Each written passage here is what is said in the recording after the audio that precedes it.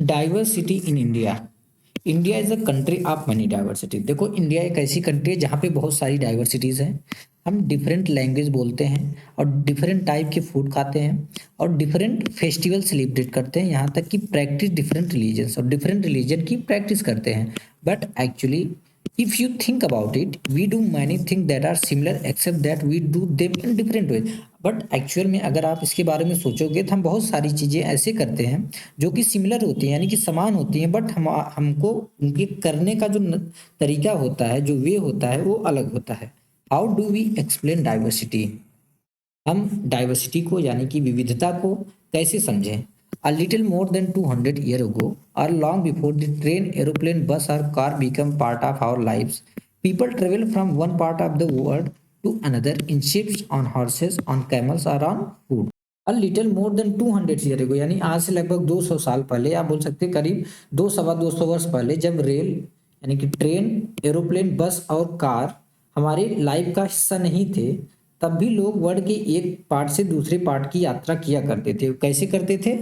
Ships में जाते थे, हॉर्सेस पे जाते थे, ऑन कैमल्स या कैमल पे जाते थे, या पैदल ही चल देते थे। Often they went in search of new lands और new places to settle in और for people to trade with. अब बात आती है कि ये यात्रा करते क्यों थे? अक्सर ये यात्रा इसलिए करते थे, they went in search of new land, वे नई लैंड के तलाश में जाते थे। New places to settle in, नई जगह की तलाश में जाते थे, जहाँ यानी कि रहने के लिए। Are for people to trade with, या ट्रेड करने के लिए जाते थे, यानी लैंड की तलाश, या लैंड की तलाश यहाँ पे बोल सकते हो कि जमीन के लिए जाते थे, कि नई जमीन मिले जहाँ पे खेती के लिए अच्छी जमीन हो। And because it looked so long to travel, once they got to a place, people stayed there often for a long time. And because it took so long to travel, क्योंकि ट्रेवल करना बहुत ही time, मतलब travel करना ही बहुत ज़्यादा time लगता था, travel करने में बहुत ज़्यादा टाइम लगता था। अगर एक बार वे किसी प्लेस पे जाते थे, वहीं पे रुक जाते थे, और कभी कभी तो होता था लंबे टाइम तक वहीं पे रुक जाते थे। Many others left their home because there were famines and drought and they could not get enough to eat. Famines का मतलब होता है अकाल, ड्राफ्ट का मतलब होता है सूखा।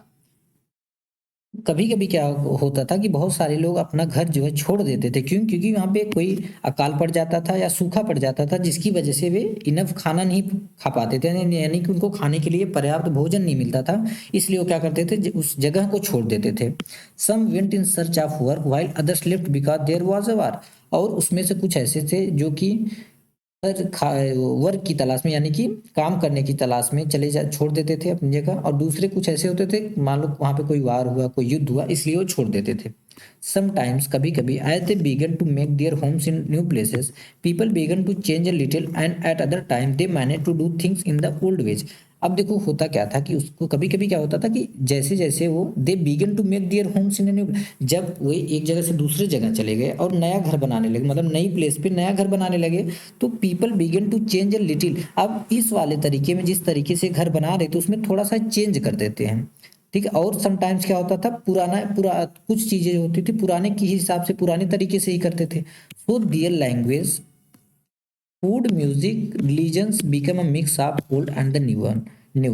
तो इससे क्या हुआ दोस्तों कि एक जगह से वे दूसरे जगह जाते थे। अब यहाँ पे जब दूसरी जगह, सपोज यहाँ पे पुरानी जगह पे एक जो घर था उनका दूसरे तरीके से बनाते थे, अब दूसरी जगह पे जब गए, थोड़ा सा इसमें चेंज कर दी। अब क्या हुआ, एक नया मॉडल, एक दूसरा हो गया, एक दूसरा हो गया। इसमें आधा नई मॉडल से बनाया हुआ है, मतलब नए तरीके से, और थोड़ा सा पुराने तरीके से। तो इससे क्या हुआ, उनकी जो लैंग्वेज हुई, उनका जो फूड था, खाना, म्यूजिक, रिलीजन, और ये सब क्या हुआ, नए और पुराने का एक मिक्सअप हो गया।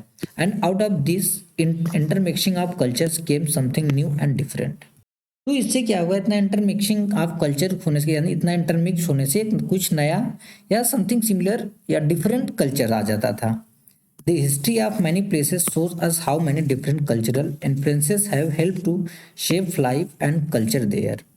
यानी कि बहुत सारे प्लेसेस की हिस्ट्री हमें शो करती है या हमें बताती हैं कि किस तरह डिफरेंट कल्चरल इन्फ्लुएंसेस ने वहाँ की लाइफ और कल्चर को एक शेप देने में योगदान दिया है। Thus regions become very diverse because of their unique histories.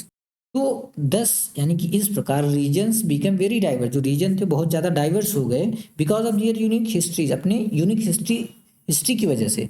Similarly, diversity also comes about when people adapt their life to the geographical area in which they live. Similarly यानी कि ठीक इसी प्रकार डाइवर्सिटी आल्सो कम्स, डाइवर्सिटी यहाँ पे भी आती है या यहाँ पे भी जन्म लेती है about when people adopt their life to the geographical area in which they live, यानी कि लोग जो है जिस जियोग्राफिकल एरिया में वे रह रहे हैं किस हिसाब से वे अपनी लाइफ को वहाँ पे अडॉप्ट करते हैं, वहाँ पे भी क्या आती है डाइवर्सिटी। यानी कि अगर किसी एरिया में लोग अब इस एरिया से इस एरिया में आए तो इस एरिया के अकॉर्डिंग, इस जियोग्राफिकल एरिया के अकॉर्डिंग अपनी लाइफ को अडॉप्ट कर रहे हैं, ठीक है, तो यहाँ पे भी डाइवर्सिटी आती है, उत्पन्न होती है। एग्जाम्पल के लिए living near the sea is quite different from living in a mountainous area.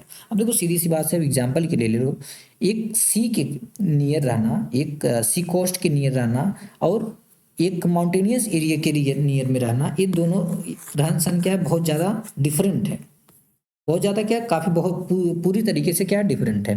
Not only do people have different clothing and eating habits, केवल लोगों की डिफरेंट क्लॉथिंग और ईटिंग हैबिट्स ही नहीं होती, but even the kinds of work they do are different, यहाँ तक कि जो काम वे करते हैं, जिस टाइप का वे काम करते हैं वो भी अलग होता है, डिफरेंट होता है।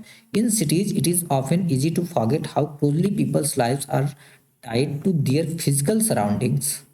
ऑफन का मतलब है अक्सर या प्रायः है, टाइड मतलब जुड़ा, जुड़ना। तो सिटीज़ में अक्सर लोग यह भूल जाते हैं कि जो उनका जीवन है वो उनके फिजिकल सराउंडिंग से कैसे जुड़ा हुआ है, ठीक है। यानी कि सिटीज़ में जो लोग रहते हैं अक्सर जो लोग यह भूल जाते हैं कि उनका जीवन उनके फिजिकल सराउंडिंग से क्या है, जुड़ा हुआ है। This is because in the city people seldom grow their own vegetables and grain. अब ऐसा क्यों होता है, सेल्डम मतलब होता है कि शायद ही, इन रेयर केस। तो ऐसा इसलिए होता है क्योंकि सिटीज़ में जो लोग होते हैं वो शायद से ही कभी अपनी वेजिटेबल्स और ग्रेन जो है कि क्या करते हैं, ग्रो करते हैं। Instead they depend on the market to buy all the food and other goods that they need. इसके बजाय, इंस्टेड मतलब इसके बजाय, वे किस पे डिपेंड रहते हैं, वे मार्केट पे डिपेंड रहते हैं अपनी खाने की चीज़ें और अदर्स चीज़ें की जिसको उनकी ज़रूरत होती है उसको खरीदने के लिए किस पे डिपेंड रहते हैं, मार्केट पे डिपेंड रहते हैं। Let us try to understand what we mean when we say that historical and geographical factor influence the diversity of a region। चलो हम ट्राई करते हैं या समझने के लिए कि हमारा यह क्या, हमारा कहने का क्या मतलब है कि अगर हम बोलते हैं कि जो हिस्टोरिकल और जियोग्राफिकल फैक्टर है वो इन्फ्लुएंस करते हैं किसी एक रीजन की डाइवर्सिटी को, we can do this by reading about life in two different part. इसको हम दो डिफरेंट पार्ट में, इंडिया के दो डिफरेंट पार्ट में लिविंग को देख के या वहाँ के जीवन को देख के या उनकी वहाँ की लाइफ को देख के समझ सकते हैं। आप the country Kerala and Ladakh, we can do this by reading about life in two different part, यानी कि हम अपने कंट्री के दो पार्ट में रहने वाली लाइफ, एक तो केरला दूसरा लद्दाख, ठीक है। यानी कि केरला और लद्दाख में रहने वाली जो या यहाँ की जो लाइफ है उसके बारे में, जो यानी कि हमारी जो कंट्री इंडिया है ये दोनों क्या है, टोटली डिफरेंट पार्ट हैं। लद्दाख और केरला एक दूसरे से एकदम क्या है, डिफरेंट हैं। तो यहाँ की जो लाइफ है उसके बारे में देख के मैं समझते हैं। Ladakh is a desert in the mountains in the east of Jammu and Kashmir. Ladakh क्या एक डिजर्ट एरिया है जो कि माउंटेन में in the east of Jammu और कश्मीर के किधर है, ईस्ट में है। Very little agriculture is possible here since this region does not receive any rain and is covered in snow for a large part of the year. Very little agriculture, यहाँ पे बहुत ही कम कृषि है, बहुत ही कम एग्रीकल्चर जो है कि पॉसिबल है। ऐसा क्यों, क्योंकि यहाँ का जो रीजन है वो पूरे साल में एनी डे मतलब पूरे साल में बारिश होती ही नहीं है और हमेशा ये पूरे पूरे साल क्या होता है, स्नो से कवर्ड रहता है, मतलब आइस रहता है। There are very few trees that can grow in the region, या बहुत बहुत कम ही ट्री हैं जो कि इस रीजन में, इस एरिया में ग्रो कर सकते हैं। For drinking water people depend on the melting snow during the summer month. और पानी पीने के लिए दोस्तों क्या होता है कि यहाँ के जो लोग होते हैं वे डिपेंड रहते हैं कि आइस जो है, स्नो जो है वो मेल्ट होगी समर के मंथ में और वो पानी पियेंगे। People here keep sheep and goats, यहाँ पे जो लोग हैं शीप और गोट्स रखते हैं। The goats in this region are special because they produce pashmina wool. जो इस रीजन की जो गोट्स होती हैं, जो बकरी होती हैं, बहुत ही स्पेशल होती है। क्यों, क्योंकि वे पाशमीना ऊल जो है कि प्रोड्यूस करती हैं। This wool is prized and pashmina shawl cost a lot of money, क्योंकि ये जो ऊल है ये बहुत ही प्राइस्ड है, मतलब इसकी बहुत वैल्यू होती है, क्योंकि जो पाशमीना शाल आती है वो बहुत ही महंगी आती है। The people in Ladakh carefully collect the wool of the goats and sell this to traders from Kashmir. जो द पीपल इन लद्दाख, जो लोग होते हैं लद्दाख के जो लोग होते हैं, वो केयरफुली क्या करते हैं, पाशमीना ऊल को कलेक्ट करते हैं। ये गोट की पाशमीना जो ऊल होती है उसको कलेक्ट करते हैं और इसको ट्रेडर को सेल करते हैं। कहाँ से? कश्मीर के जो ट्रेडर्स होते हैं कश्मीर से। Pashmina shawls are chiefly woven in Kashmir. Chiefly मतलब होता है कि मुख्यतः, मुख्यतः क्या होता है, जो पाशमीना शॉल होती है वो कहाँ पे? केवल कश्मीर में ही बुनी जाती है। वुवन मतलब बुनना। ठीक है, तो क्या होता है कि यहाँ के जो लोग होते हैं दोस्तों, यहाँ के लद्दाख के, वे लोग बहुत ही केयरफुली ऊल को, पाशमीना ऊल को कलेक्ट करते हैं। किससे? अपनी गोट से कलेक्ट करते हैं। उसके बाद वे जो कश्मीर के ट्रेडर होते हैं उनको बेच देते हैं। ठीक है। The people eat meat and milk product like चीज एंड बटर। यहाँ के जो लोग होते हैं वे मीट खाते हैं और मिल्क, अदर मिल्क के प्रोडक्ट जैसे कि चीज और बटर खाते हैं। Each family own some goats. हर फैमिली के पास कुछ, थोड़ा बहुत जो क्या है, गोट्स होती है। कुछ के पास ज़्यादा रहती है, कुछ के पास कम रहती है। काउस भी रहती हैं एंड यॉक काउस भी रहती हैं। Being a desert did not mean that Ladakh did not attract its share of traders. यानी कि डिजर्ट होने का यह मतलब नहीं कि जो ट्रेडर्स थे यहाँ आने के लिए वे अट्रैक्ट नहीं हुए। It was considered a good trade route as it had many passes through which caravans travel to what is today called Tibet. तो लद्दाख तो ट्रेड के लिए एक अच्छा रूट माना जाता था।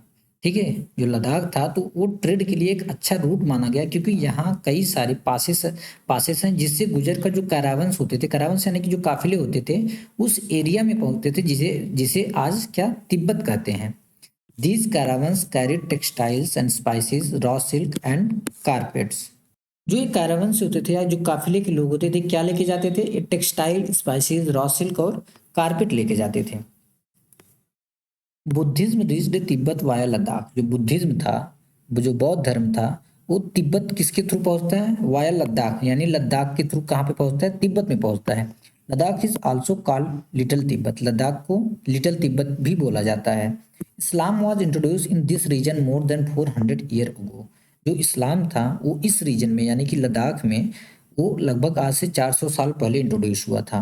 And there is a significant Muslim population here. यहाँ पे एक बहुत ही सिग्निफिकेंट मुस्लिम पॉपुलेशन है। Ladakh has a very rich oral tradition of songs and poems. Ladakh में सॉन्ग्स और पोएम्स का बहुत ही रिच ओरल ट्रेडिशन है, यानी कि गाने का यानी कि ओरल ट्रेडिशन, यानी कि जब कोई चीज़ हम क्या है बोलते हैं। ठीक है, Ladakh has a very rich oral tradition of songs and poem. Ladakh में सॉन्ग्स और पोएम का बहुत ही रिच ओरल ट्रेडिशन है। और यहाँ पे एक चीज़ और, सिग्निफिकेंट मुस्लिम पॉपुलेशन। सिग्निफिकेंट मतलब बहुत ज़्यादा है, यहाँ पे मुस्लिम पॉपुलेशन जो काफ़ी ज़्यादा है। Local versions of the Tibetan national epic the Kesar saga are performed and sung by both Muslim and Buddhist.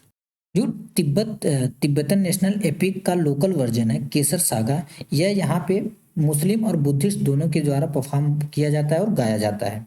अब हमने देख लिया, पहले हमने लद्दाख के बारे में देखा, अब केरल के बारे में यानी कि केरला के बारे में देखते हैं। तो दोस्तों ये इंडिया का मैप, यहाँ पे जैसे हम देख सकते हैं, यहाँ पे जम्मू कश्मीर है, इसके ईस्ट में क्या है? ये लद्दाख है। ये लद्दाख रीजन है और ये वाला रीजन क्या है? ये तिब्बत का रीजन है। और यहाँ पे हम देख सकते हैं, यहाँ पे केरला है। ठीक है, तो अभी हमने लद्दाख के बारे में देख लिया। लद्दाख का रहन सहन क्या है, वहाँ के लोग करते क्या है, किस पे डिपेंड रहते हैं। अभी हम केरला का देखते हैं। अब हमने ये दो रीजन क्यों, यहाँ पे दो रीजन क्यों देखे दिया है? क्योंकि यहाँ का जो रीजन है ये सी कोस्ट है। ठीक है, यानी कि एक कोस्टल एरिया है, और ये वाला जो एरिया है माउंटेनियस एरिया, यहाँ पे केवल माउंटेन है। Kerala is a state in the south west corner of India. Kerala India के साउथ वेस्ट कॉर्नर में एक स्टेट है। It is surrounded by the sea on one side and hills on the other. यह एक साइड से सी से surround और दूसरे साइड से किससे? हिल से, पहाड़ियों से। A number of spices like pepper, clove, cloves, cardamoms are grown on the hills. Pepper का मतलब होता है काली मिर्च। क्लोव्स का मतलब होता है, क्लोव बोलते हैं लौंग को। एंड कार्डमम्स का मतलब हिंदी में इसको इलायची बोलते हैं। ठीक है, इलायची को हम इंग्लिश में क्या बोलते हैं? कार्डमम। और लौंग को बोलते हैं क्लोव्स, और काली मिर्च को पेपर बोलते हैं। तो इन पहाड़ियों में बहुत सारी स्पाइसेस जैसे कि पेपर, काली मिर्च हो गई, फिर लौंग हो गई और इलायची, ये सब ग्रो होती हैं। It is spices that made this region an attractive place for traders. यह स्पाइसेस की, इन स्पाइसेस की वजह से, जो इस नंबर ऑफ स्पाइसेस यहाँ पे ग्रो होती है, इसी वजह से यह जो रीजन है ट्रेडर्स के लिए बहुत, ट्रेडर्स को बहुत आकर्षित करता है।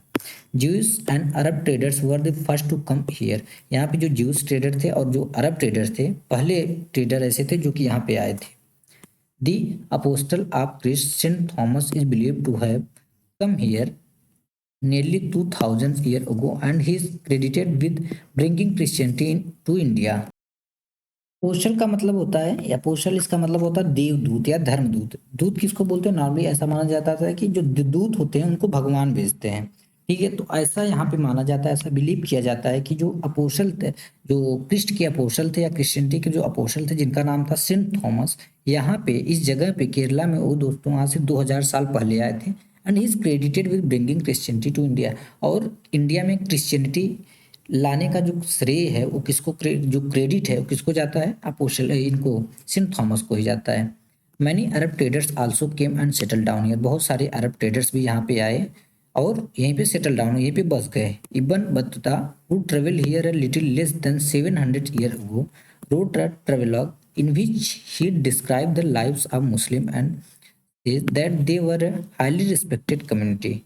यानी कि इब्न बतूता ने जो करीब 700 साल पहले यहाँ पे आए थे, उन्होंने अपने एक ट्रेवेलॉग यानी कि इसको हिंदी में यात्रा वृतांत बोलते हैं, जिसमें मतलब कोई अगर ट्रेवल करने गया, वो ट्रेवल में उसने उस यात्रा के दौरान उसने क्या क्या देखा वहाँ का, ये सब उसमें लिखता है, उसको ट्रेवेलॉग बोलते हैं। ठीक, यानी इब्न बतूता ने जो करीब 700 साल पहले यहाँ पे आए थे, अपने इस ट्रेवेलॉग में उन्होंने मुसलमानों की लाइफ को डिस्क्राइब करते हुए लिखा था कि जो मुस्लिम कम्युनिटी है यहाँ पे वो बहुत ही हाईली रिस्पेक्टेड है, यहाँ पे बहुत ज़्यादा सम्मानित कम्युनिटी है। कौन? मुस्लिम। The Portuguese discovered the sea route to India from Europe when Vasco da Gama landed with his ship here. जो वास्को डी गामा थे, उन्होंने शिप के थ्रू यानी कि पानी के जहाज से यहाँ पहुंचे, तो जो पोर्चुगीज थे, उन्होंने यूरोप से इंडिया के लिए जाने का जो समुद्री रास्ता था उसको निकाला या जाना। Because of all these various historical influences, इन बहुत सारी हिस्टोरिकल इन्फ्लुएंसेस की वजह से people in Kerala practice different religion such as Judaism, Islam, Christianity, Hinduism and Buddhism.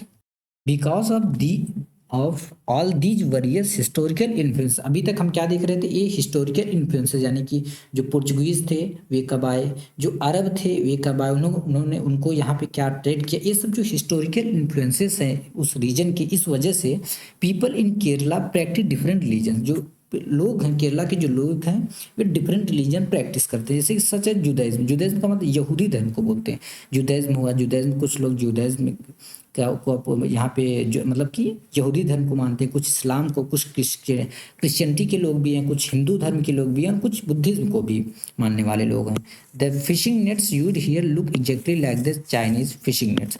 यहाँ पे जो फिशिंग नेट्स यूज होता है केरला में, वो एग्जैक्टली चाइनीज फिशिंग नेट्स की तरह दिखता है, और उसको क्या बोलते हैं?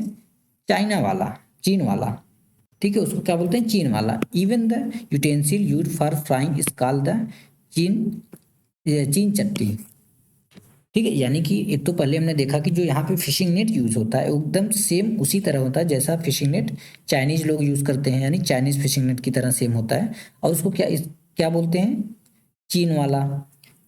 Even the utensil use for frying is called the चीना चट्टी। जो यहाँ तक कि जो फ्राई करने के लिए जो यूटेंसिल्स, यहाँ पे जो बर्तन यूज होते हैं, उसको भी क्या बोलते हैं? चीना चट्टी। एंड इट इज बिलीव्ड, और ऐसा माना जाता है, दैट द वर्ड चीन could have come from China. और ऐसा माना जाता है जो चीन आया है ये चाइना से आया होगा।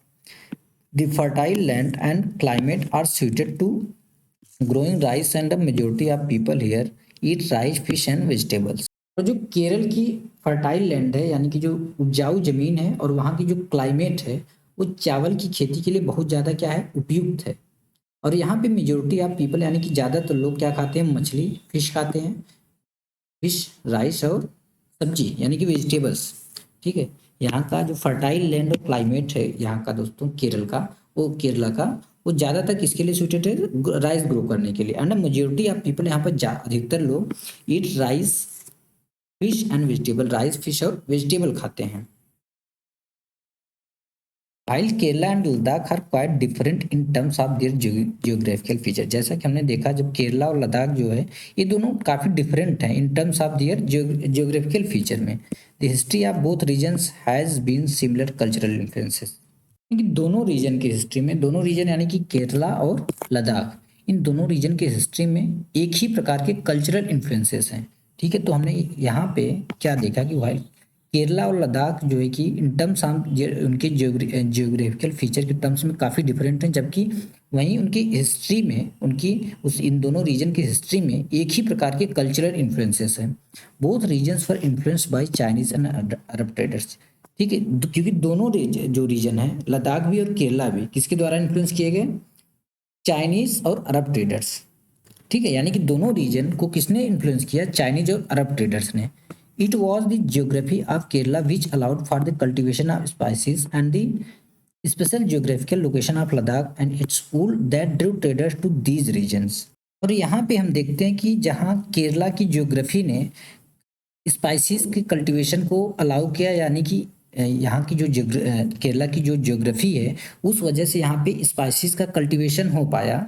उसी प्रकार एंड और दूसरी तरफ the special geographical location of Ladakh, Ladakh के स्पेशल जियोग्राफिकल लोकेशन होने की वजह से और इसके ऊल ने उस रीजन में ट्रेडर्स को अपनी तरफ क्या किया ड्रिव किया, यानी कि खींचा, अपनी तरफ आकर्षित किया। Thus history and geography are often tied in the cultural life of a region. इसलिए इस प्रकार जो हिस्ट्री और ज्योग्राफी है वो टाइड है, एक दूसरे से बंधे हुए हैं किसी एक रीजन के कल्चरल लाइफ में। ठीक है, यानी कि किसी एक रीजन के कल्चरल लाइफ में जो हिस्ट्री और ज्योग्राफी है वो एक दूसरे से क्या है, बंधे हुए हैं, टाइड हैं। The influence of diverse culture is not merely a thing of the past. Merely मतलब केवल the influence of diverse culture का इन्फ्लुएंस या डाइवर्स कल्चर का प्रभाव is not merely a things of the past, यह केवल past की बात नहीं है। Our present lives are all about moving from place to place for work and with each move our cultural tradition and way of life slowly become part of the new place we are in. हमारी present life का आधार ही काम के लिए एक जगह से दूसरे जगह जाना है। ठीक है, यानी कि प्रत्येक मूव के आगे बोलता है कि प्रत्येक मूव के साथ हमारे जो कल्चरल ट्रेडिशंस और वे ऑफ लाइफ, यानी कि जो जीने का तरीका स्लोली क्या होता है, धीरे धीरे उस नई जगह का एक हिस्सा बन जाता है, पार्ट बन जाता है जहाँ पे हम जाते हैं या पहुँचते हैं। Similarly in our own neighbourhoods we live close to people from several communities. Similarly हम अपने नेबरहुड में क्या होता है कि similarly we in our neighbourhoods, similarly हम अपने नेबरहुड में अलग अलग कम्युनिटीज के लोगों के साथ क्या करते रहते हैं।